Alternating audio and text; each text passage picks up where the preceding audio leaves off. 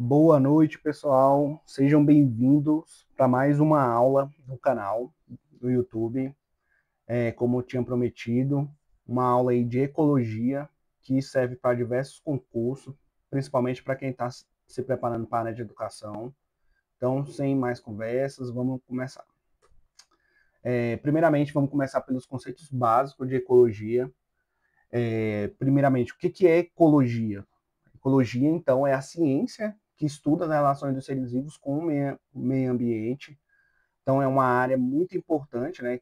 Tem diversos concursos públicos e principalmente aí quem vai trabalhar na área de educação e tudo mais. Então, outro conceito bem importante é o habitat. O que é o habitat? É o local em que determinada espécie vive. Então, e isso é muito confundido com a questão do nicho ecológico. Então, por isso que eu trouxe esses conceitos básicos. Então, o que é o habitat? É o local que um determinado ser vive. Por exemplo, o leão.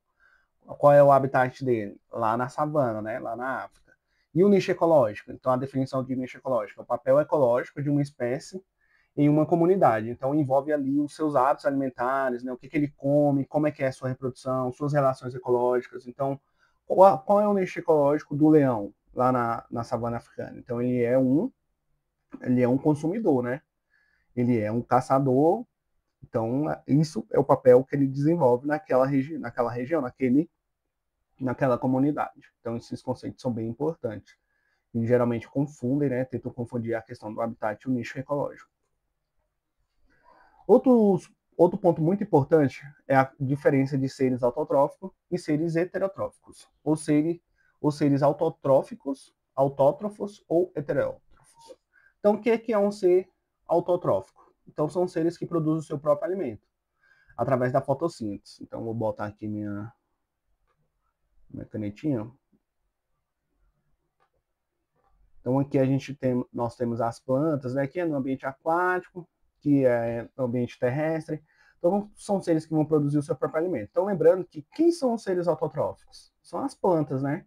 Mas é só as plantas que produzem o seu próprio alimento? Então, existe também algumas cianobactérias que também produzem o seu próprio alimento, algumas algas que estão lá no reino protista, ambos produzem o próprio alimento. As plantas é o mais famoso, né? Produz através da fotossíntese. Então, é um processo do qual a planta utiliza a luz solar, o gás carbônico e a água, né, e produz ali a glicose, mas é um assunto para outra aula lá na aula de bioquímica. Então, e quem são os seres heterotróficos? O que é um ser heterotrófico? Ele não tem a capacidade de produzir o seu próprio alimento. Então, ele precisa, né, se alimentar de outro ser vivo para produzir a sua energia. Então, esses são conceitos também muito importantes, muito cobrados aí nas provas de concurso público. Aqui entra a questão dos níveis de organização. Então, isso aqui é bem interessante, né? Que a gente tem desde o átomo até a biosfera. Então, nós temos um átomo, um conjunto de átomos forma a molécula, um conjunto de molécula vai formar as organelas, né? Organela celular. Um conjunto de organela forma a célula, um conjunto de célula forma o tecido, um conjunto de tecido forma um órgão, um conjunto de órgão forma um organismo. E a partir daqui a gente entra na ecologia. Então, a gente tem um organismo, que é o ser vivo, né? Então, um conjunto de organismos forma a população. O que é a população? São indivíduos que vivem em uma determinada área, né? Em determinado local, e são indivíduos da mesma espécie, então formam uma população. Então, aqui vamos supor o lobo. Nós temos aqui, ele é só um organismo, mas quando a gente tem um conjunto de lobos, a gente forma uma população. E essa população, um conjunto de população forma comunidade. Então, aqui a gente pode ter um conjunto de lobos, um conjunto de coati, vamos supor que ele é um coati, um conjunto de árvores, né? Então, isso aqui é uma comunidade. São o quê? Diferentes tipos de população vivendo em determinado local, determinado ambiente, né? E determinado tempo. E depois, um conjunto de comunidade, a gente tem um ecossistema. Então, o ecossistema é bem interessante, principalmente quando cai bioma no concurso de vocês. Então, o que é um ecossistema? A gente é um conjunto de comunidade, diferentes indivíduos, né? Diferentes indivíduos vivendo em determinado local, que são os fatores bióticos, mais os fatores abióticos, que aí, no caso, entra a umidade, a, o, o clima, a água, o vento, né? Então, bem interessante. Então, esse conjunto de ecossistema vai formar o bioma, aí a gente tem os biomas brasileiros, os biomas do mundo, né? E o conjunto de biomas vai formar a biosfera, que aí é o nosso planeta Terra. Então, só uma pincelada e a gente vai avançando no conteúdo. E quando a gente fala. Então, nós vimos, né, os conceitos básicos de ecologia, o que é o mais importante, e a gente entra aqui em cadeia alimentar.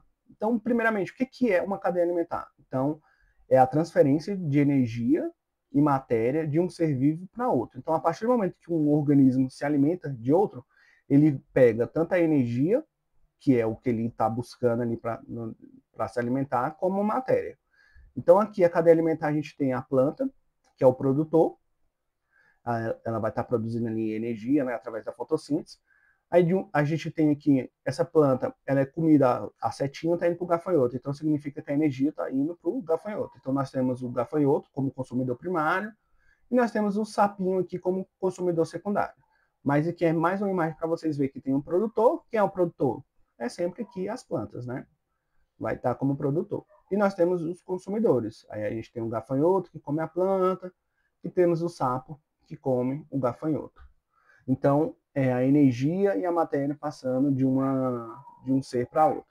E a partir do momento que esses seres vivos morrem, o que acontece? Entra o papel dos decompositores, que no caso seriam as bactérias e mais os fungos, né? Então, são seres que vão atuar aí na decomposição da matéria orgânica, fazendo com que ela não se perca, né? Aqui outro exemplo bem esquemático. Então, lembrando também que a cadeia alimentar é linear, ela é unidirecional. Isso é muito importante a gente distinguir cadeia alimentar e teia alimentar. Então, dentro da cadeia alimentar, a energia ela é unidirecional. Então, é de uma forma bem didática. Então, a gente tem um produtor, aí esse produtor é comido pelo consumidor primário, que ele vai ser sempre herbívoro, né? Porque para se alimentar de planta tem que ser herbívoro. Então, ele é um consumidor primário. Esse consumidor primário é comido pelo consumidor secundário, pelo sapinho. Esse sapo é comido pelo consumidor terciário, que é a cobra. E esse consumidor terciário é comido pela águia, aqui, né, pela ave, que é um consumidor quaternário. Então, olha só, a gente vê que é unidirecional, é uma única direção. Então, a energia ela vai passando de um nível trófico para outro, coisa que a gente já vai falar, o que é nível trófico. Então, a gente tem um produtor, é comido pelo consumidor primário, então a energia é passada, né, é produzida aqui uma grande quantidade de energia, é comida pelo insetozinho, então a energia é passada. Aí o sapo come o inseto, a energia vai passando de um nível trófico para outro. E, como eu já tinha falado, dos níveis tróficos. Então, a gente, dentro de uma cadeia alimentar, a gente vai ter lá o produtor, os consumidores, consumidor primário, consumidor secundário, consumidor terciário. Então, o que é o nível trófico? É a posição que aquele ser vivo está, né? Então, o produtor, ele é o primeiro nível trófico. O consumidor primário, ele é o segundo nível trófico. O consumidor secundário é o terceiro nível trófico. E o consumidor terciário é o quarto nível trófico. Então, a gente não pode confundir nível trófico com a questão de consumidor primário, consumidor secundário e terciário. Então, aqui a gente tem 4 níveis tróficos. Beleza? Isso aqui é muito cobrado, é um pouco, confunde um pouco, qual o nível trófico que sempre vai ter uma imagem de uma cadeia, uma cadeia alimentar, e vai perguntar qual o nível trófico aquele animal ou aquele ser vivo está. Então, não confundir nível trófico com a questão de produtor, consumidor primário, secundário e terciário. Em relação à teia alimentar, então o que é uma teia alimentar? É um conjunto, né, de várias cadeias alimentares. Então, a gente consegue observar, olha a complexidade que a gente tem nessa imagem. Então, a gente tem um conjunto de cadeias alimentares, a gente tem várias cadeias alimentares dentro dessa imagem. E isso é o que ocorre no nosso ecossistema. Isso é, na vida real, a gente não tem aquele esquemazinho unilateral, bonitinho, didático. A gente vai ter essa representação, né? Então, aqui a gente tem os seres produtores, aí a gente tem, olha, os gafanhotos como consumidor primário, o rato, a tartaruga. Então, a gente tem que olhar e fazer toda uma análise. Qual é o nível trófico aqui das plantas? Primeiro nível trófico, beleza? E o gafanhoto? É segundo nível trófico. E o escorpião? Terceiro nível trófico. Mas nesse esquema que eu estou falando para vocês. Mas lembrando que um ser vivo ele pode ter diferentes níveis tróficos a depender de como a gente está analisando. Vamos supor, esse besouro herbívoro. Nesse esquema aqui, ó, vamos lá, a gente tem o C aqui, produtor, ele é comido pelo gafanhoto e depois ele é comido pelo besouro. Então aqui, o besouro funciona como consumidor secundário. Aqui a gente tem o gafanhoto consumidor primário e aqui a gente tem ele consumidor secundário. Beleza? Tranquilo? Olha só, o escorpião. Bom, vamos analisar o escorpião. O escorpião aqui que fica melhor para analisar. Temos aqui o escorpião. A gente tem um ser produtor, o gafanhoto como consumidor primário e o escorpião como consumidor secundário. Já nessa outra imagem aqui, ó, ele tem um produtor, tem um gafanhoto como consumidor primário, o besouro como consumidor secundário e o escorpião entra como consumidor terciário. Então, mostrando que o escorpião pode se encontrar em diferentes níveis tróficos. Então, essa análise, a gente tem que... A questão vai fazer uma pergunta, a serpente, qual nível trófico a serpente se encontra? Aí a gente vai ter que fazer a análise, né? Qual é o nível trófico? A depender de qual cadeia que ela está falando. Aí, por exemplo, é dessa. Olha só, o rato, o sapo e a serpente. Ou é daqui, o gafanhoto, da andorinha, do gavião. Então, a gente tem que ver o nível de complexidade. Então, lembrando, a cadeia alimentar é um conjunto de várias cadeias alimentares juntas. Então, a gente tem a diferença, né, da cadeia alimentar. Então, a cadeia alimentar ela é unidirecional. A gente tem aqui o gafanhoto, o sapinho, a cobra, comida pelo gavião. A partir do momento que todos esses seres vivos morrem, entra a ação dos fungos, né, que são seres decompositores. E a teia alimentar é algo mais complexo, né?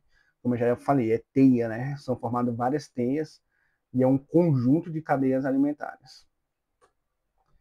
Fluxo de energia, também é importante lembrar que ele vai perdendo, né? Então, aqui, os seres produtores vão formar 10.100 calorias.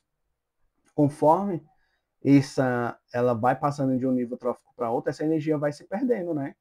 Então, por isso que não existe consumidores muito distantes. Por exemplo, a gente vai ter o consumidor primário, aí a gente tem o consumidor secundário, consumidor terciário e consumidor quaternário. Por quê? Porque a energia ela vai se perdendo. Então, aqui, nos produtores produzindo muita energia. Quando passa para o consumidor primário, perde-se muito, né? Olha só, aproveitado aqui 1.000 calorias de 10.000. E depois 100, depois 10. Então, não faria muito sentido dentro da cadeia alimentar ter lá um consumidor de cadeia décima, né? Primário, secundário, quaternário, quinternário, sextenário, 7, 8, 9, 10, né? Então vai ali até o quinternário, por aí. Quinto ou sexto tipo de consumidor. E aqui vai uma dica, né? Uma biodica, que algo a mais aí para o concurso público, um diferencial, né? Trazer uma dica aí que pode estar caindo, que entra também dentro da cadeia alimentar, que é a bioacumulação, diferente de biomagnificação. Então, a bioacumulação é quando algo vai se acumulando dentro de indivíduos da mesma espécie. E isso a gente está falando ali de metais pesados, né? De chumbo, outros tipos de metais pesados que são contaminantes, que caem na água, né? E que podem fazer mal aí para a saúde pública, né? Já existem vários estudos a respeito dessa bioacumulação, biomagnificação. Então, se for de indivíduos da mesma espécie, é chamado de bioacumulação. Então, no caso, por exemplo, um chumbo. Então, vai passando de um indivíduo para outro. Agora, quando a gente fala de indivíduos de espécie diferente, a gente fala de biomagnificação. Então, é uma dica aí para vocês ficarem ligados. Pode ser que, a depender do tipo de concurso, pode cair na prova de vocês. Beleza? E para finalizar, a gente vai fazer umas questões do Instituto Verbana. É uma banca aí que está prevista para sair o concurso da Prefeitura do Valparaíso. Então vamos treinar, ver como é que isso é cobrado.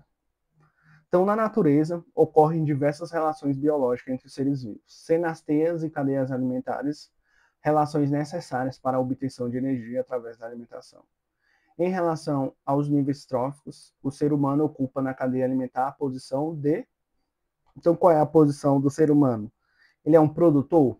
Então, lembrar que produtor são as plantas, né, pessoal? A gente não é produtor. Decompositor? Então, lembra de decompositor, a gente vai fazendo uma revisão. Decompositor são bactérias e fungos. Somos seres autotróficos? Quem é que são os seres autotróficos? A gente estudou agora em que são as plantas, né? Então, a gente é consumidor. Então, questão D. Vamos confirmar? Questão D, né? Questão tranquila, a gente vê que com o que a gente estudou ali, a gente consegue responder esse tipo de questão. Questão bem tranquila, bem tranquila. Então, vamos para a próxima questão. Continuando aí no Instituto Verbana, para professor de ciências, né, em 2023, município de Morrinhos, né? Dentre os processos de equilíbrio da natureza, ocorre uma relação ecológica, denominada de cadeia alimentar. Então, a gente já sabe o que é uma cadeia alimentar. Lembrar que é quando a energia ou a matéria é passada de um organismo para outro. Sendo possível categorizar os seres vivos em 3 diferentes níveis tróficos dentro dessa relação. Aí nós temos algas, fungos e peixe. Quanto ao nível trófico e à forma nutricional, podem ser classificados respectivamente como. Então, respectivamente significa que ele quer saber algas, fungos e peixe nessa ordem. Então, produtores, as algas são produtores? Então a gente já anota. As algas são produtores. Heterotróficos, os fungos, eles são autotróficos ou heterotróficos? Os fungos são heterotróficos. Aí, decompositores e autotróficos?